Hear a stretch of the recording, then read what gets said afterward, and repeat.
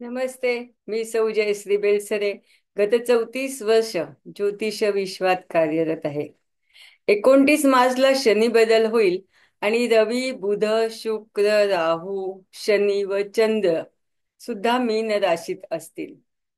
असे 6 ग्रह एकत्र असताना प्रत्येक राशीसाठी काय फलित तयार करतील, हा विचार आपणापुढे मांडत आहे. ग्रह गुरु सोबत असणे काय आणि गुरुच्या राशीत असणे काय, फलित एकच. फक्त ती राशी धन आणि ऋण ह्या राशीनुसार फलित आकारास आणत असते.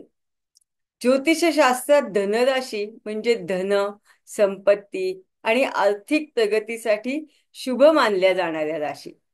तर ऋण राशी म्हणजे आर्थिक अडचणी आणि कर्जाशी संबंधित राशी असतात. मीन ही गुरुची ऋण राशी आहे. ती दुसऱ्यावर अवलंबून असणारी राशी आहे. हिला स्वतःचा हिस्सा मागून घ्यायला लागतो.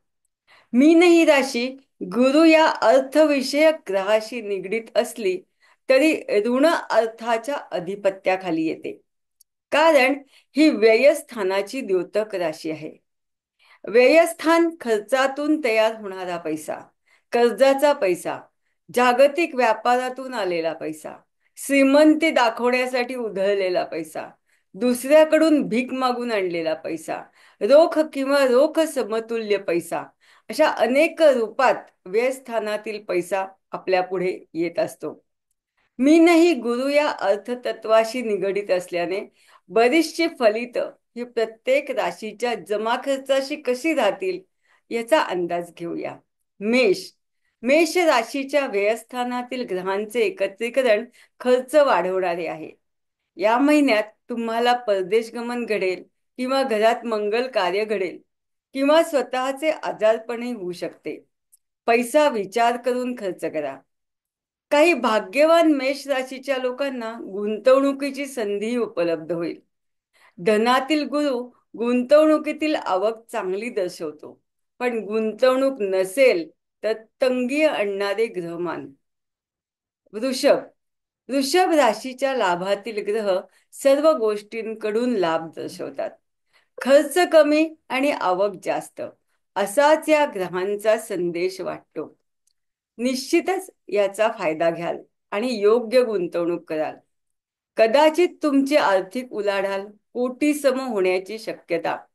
त्यामुळे तुमच्याकडे पैसे मागायला येणाऱ्यांची संख्या वाढणार आहे.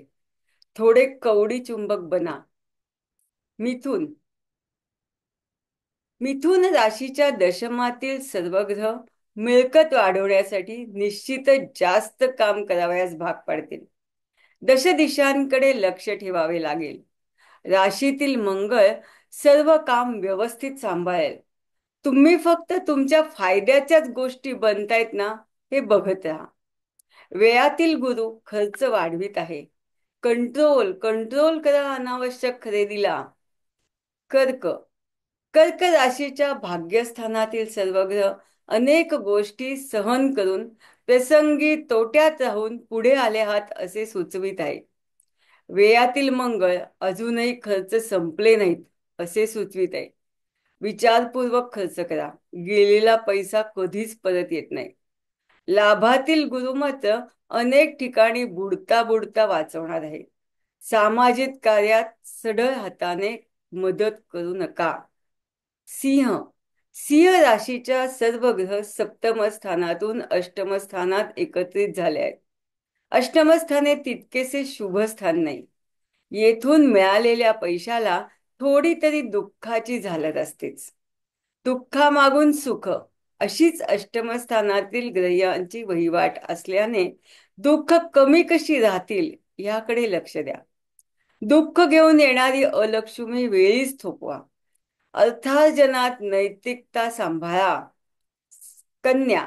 कन्या राशीच्या सप्तमात एकवटलेले सर्व ग्रह अर्थार्जनाच्या अनेक वाटा घेऊन येतील. तुम्हाला ज्या पेलवतील त्याच गोष्टींचा विचार करा. निर्णय घेताना तुमच्या जोडीदाराला किंवा व्यवसायातील भागीदाराला त्याचे मत विचारा. इतरांचा सल्ला घेऊनच स्वतःचे मत बनवा. पैसा नुसता जाणवेल पण लगेच मिळणार नाही. त्यामुळे खर्च कमी ठेवा. तूळ. तूळ राशीच्या षष्ठातील मीन राशीत एकवटलेले सर्व ग्रह विचारांची घालमेल दर्शवितात. अर्थार्जनाचे गणित अजूनही टाळ्यावर आले नाही. कर्म दिशाही स्पष्ट दिसत नाही. उगाच पैसा संपवू नका. हवा तिथेच खर्च करा. ग्रह जसे पुढे जातील तशी तुम्हालाही निश्चितच दिशा मिळेल. वृश्चिक वृश्चिक राशीच्या पंचमस्थानी एकवटलेले मीन राशीतील ग्रहाधिक्य काहीतरी शोधून काढण्याच्या तुमच्या स्वभावाला खतपाणी घालणारे आहे. गुंतवणुकीच्या नवीन संधी मनात येतील, पण लगेच पैसा गुंतवू नका.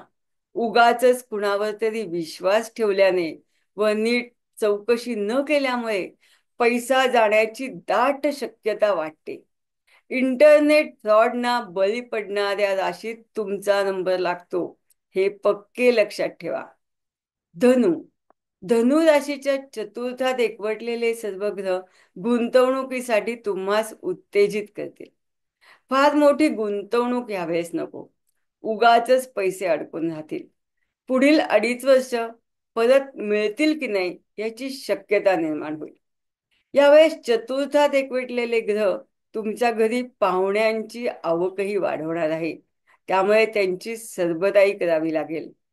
मकर मकर राशीच्या तृतीय स्थानी मीन राशीत एकवटलेले ग्रह तुम्हास प्रगती पथावर ठेवतील.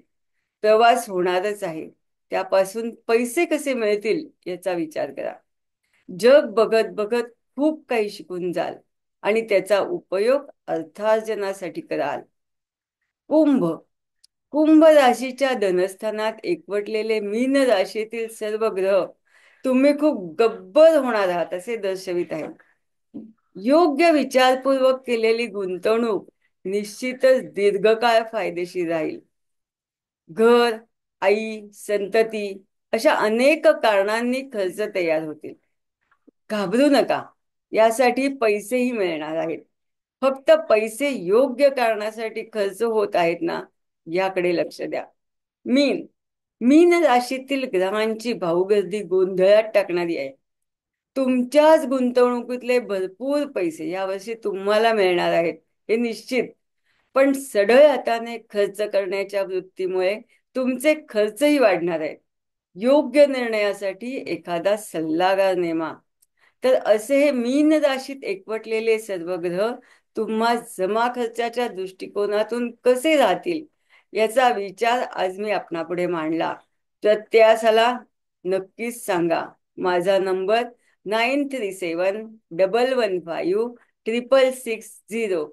नमस्ते.